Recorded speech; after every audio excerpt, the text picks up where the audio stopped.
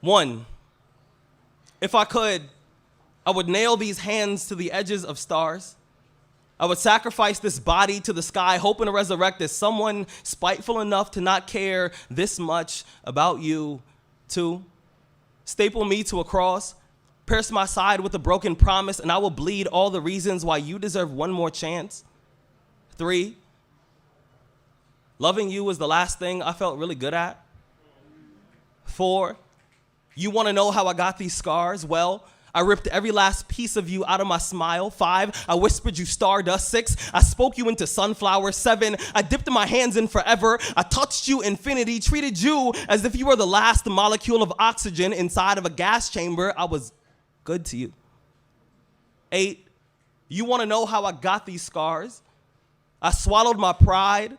Then it clawed its way out of my mouth. 9, I realized that I was never really your boyfriend. I was your hype man. 10, hope your next boyfriend gets smallpox. 10, yes, I said smallpox. 10, I hate you. 10, but I still miss you. 10, and I still love you. 10, and I still love you. 10, and I still love you. 10, it's hard for me to count when I get emotional. 10, I heard that over 90% of human interaction is nonverbal, so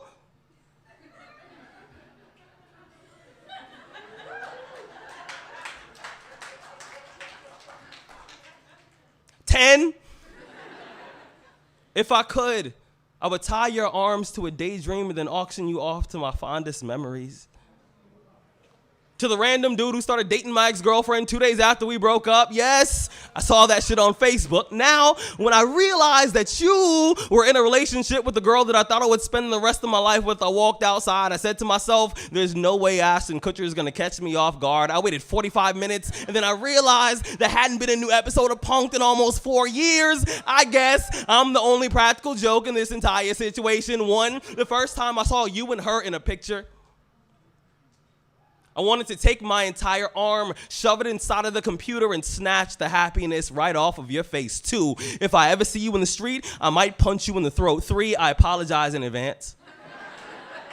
And I know that it makes no sense to have this much anger toward a man that I've never met face to face. By definition of love is being robbed in an alley 8 times in a row and hoping there's something about today that makes all of this different. There is nothing logical about cutting off the most important parts of yourself and then putting them inside of hands that shake, that tremble, that crack like a Haitian sidewalk. 4, there is nothing rational about love. Love stutters when it gets nervous. Love trips over its own shoelaces. Love is clumsy, and my heart refuses to wear a helmet. 5, Cupid is fucking irresponsible.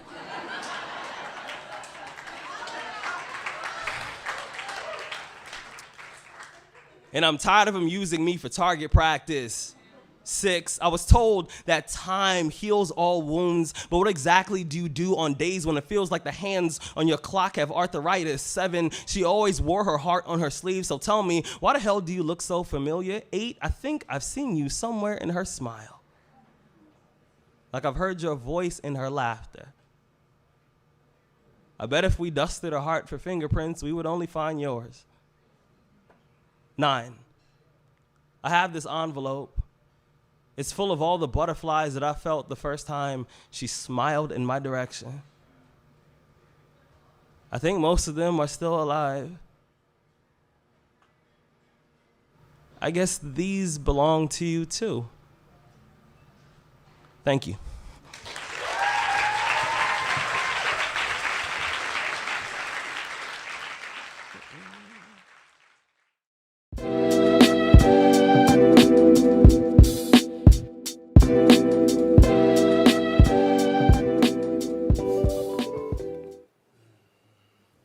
Not a day went by in my childhood that my skin was not decorated with scabs of honor and glory.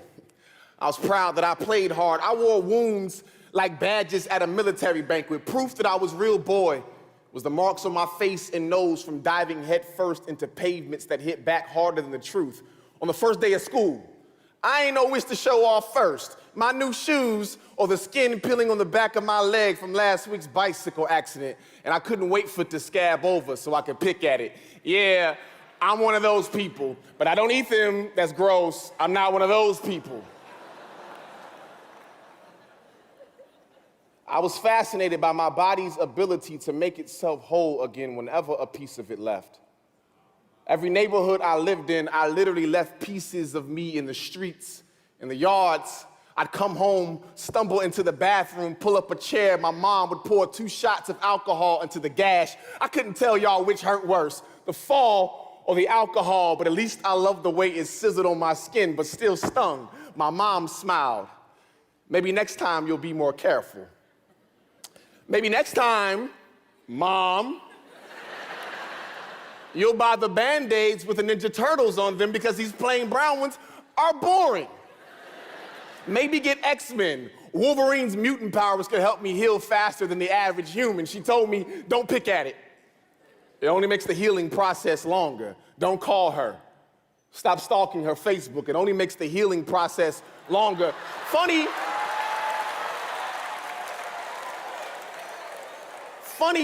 I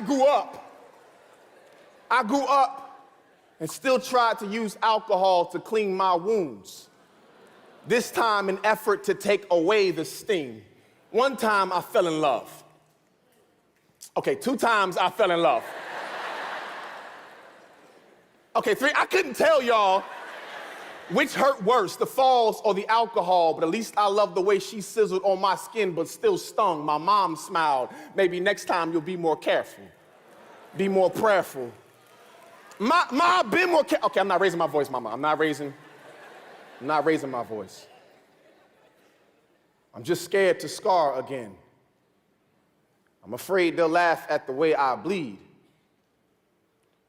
Fearful to commit to love. You know there's layers to this, right? And the fastest way to grow tough skin is to get burned. But scars, y'all, scars is what makes us human. Scars is what makes us human. Scars is what made God human, Jesus.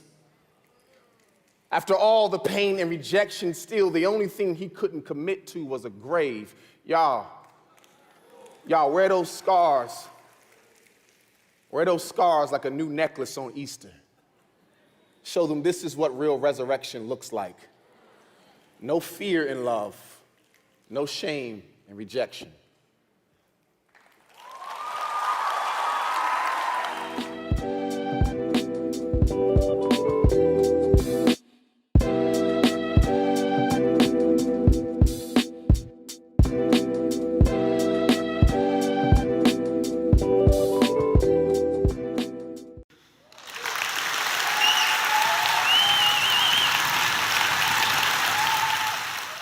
My daughter notices the marks on my arm and asks, "Das, boo-boo?" tracing her fingers over the self-inflicted keloid scars scoring my wrists. For her 2-year-old logic, the words, "It's an old boo-boo," suffice, and she is on to her next discovery or amazement. Her favorite movie is the tale of a young woman working to restore the heart of an earth goddess, a deity who balances nature's rhythms. And when this all-powerful figure comes onto the screen, my daughter exclaims, "Mommy!" She sees me as that immense and divine being capable of shifting mountains and changing the sky. How do I describe to her as she grows that at times now thankfully past, I definitely felt I would not live to see this moment?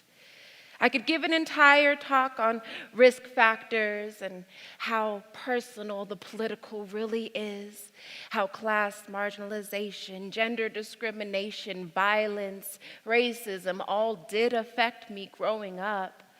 Adolescent panic attacks met with the informal diagnosis of being overly emotional. Hearing public narratives that self-harm simply did not exist in the Black community, that any struggle was a sign of shortcoming. I summarize these factors because they are ones that many face every moment of every day. In a society where many are being told that they do not belong, do not deserve resources, and that their concerns about human safety are overblown, these concerns are rampant. I once had a friend who told me that my wounds were ugly and I should always keep them covered, as I usually did at that point.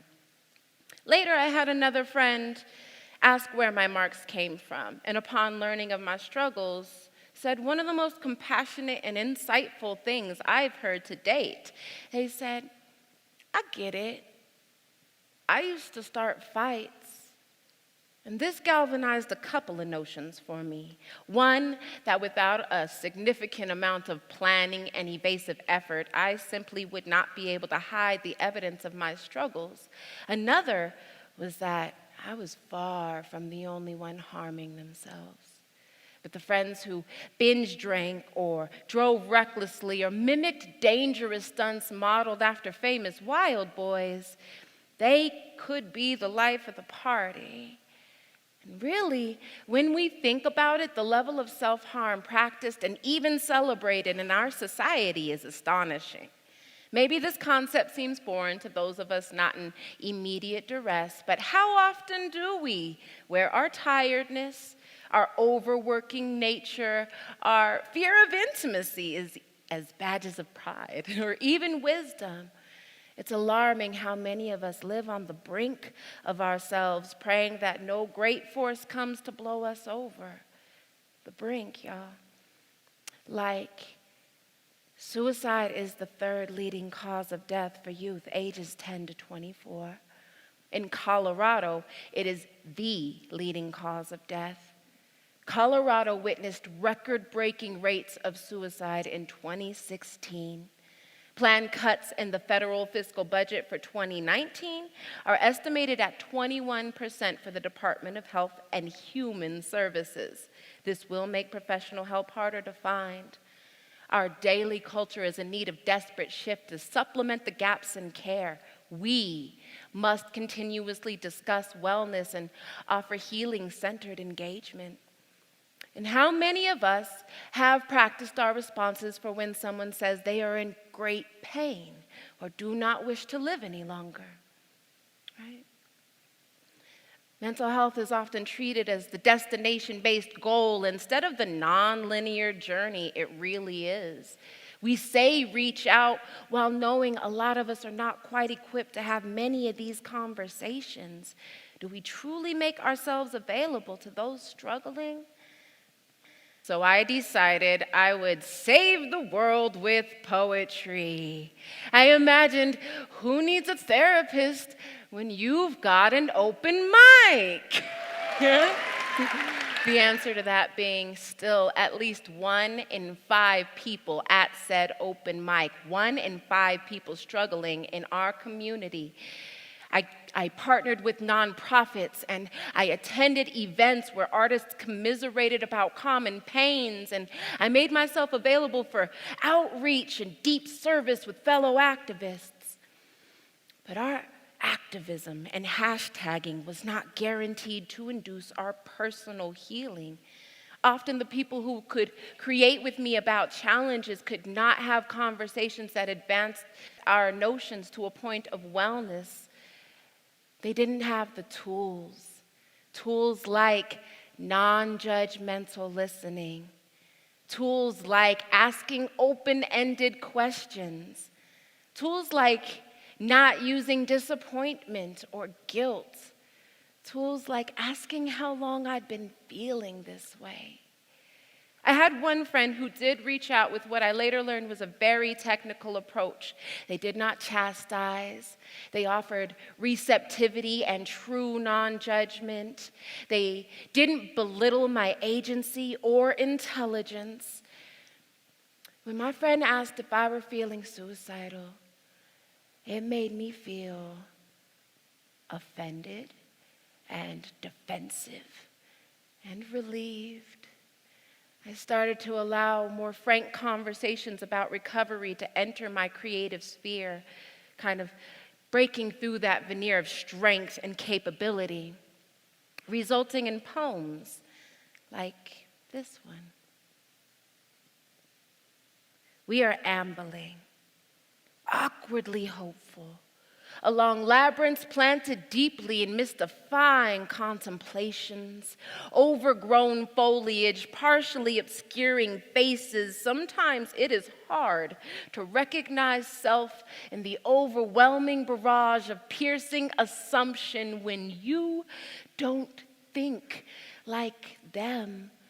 Lone advocates sing patience, an upstream tune, burgeoning empathetic melodies, palms surrendered to an ever-changing sky, condensation of wondering struggle, a rain of why? Question mark droplets which never slay thirst. Weary droves seeking salvation, gingerly traveling down roads of recovery, sometimes silent enough to trick us into aching belief that no one else is here. All other sound merely echo. Rickety red tape bridges always seeming to appear right when our legs have lost their breath. Recovery can feel like ambition swallowing itself, like the weight of impossible, like the sail in each lung deflating, like the first belly flop known to man. And too often, the only beings who offer life raft beliefs are the ones all too familiar with drowning. And oppression always suffocates, even when born the offspring of deep care. Uneducated conclusions only our testimonies can offer compass to. We are the survivors of being lost in plain view, offering each other shelters of understanding. Rest here, call me family. We see each other so clearly, and it has never been easy. But with genuine community pursuing potential, we together recognize this health, this wholeness, this happiness, tiny miracles for each other, for ourselves, we make possible as we heal. There are new procedures to tattoo scars to natural flesh tone. And of course, I wonder if it would be easier to erase the evidence, not have to explain. But as my daughter grows, I do wish to offer her a clear view of this survival. It influences my efforts as a mental health first aid provider, a training I believe everyone should take. It informs my approach as executive director of Check Your Head, a creative wellness program. It certainly integrates into my personal relationships, informing my capabilities and supplementing my existing shortcomings.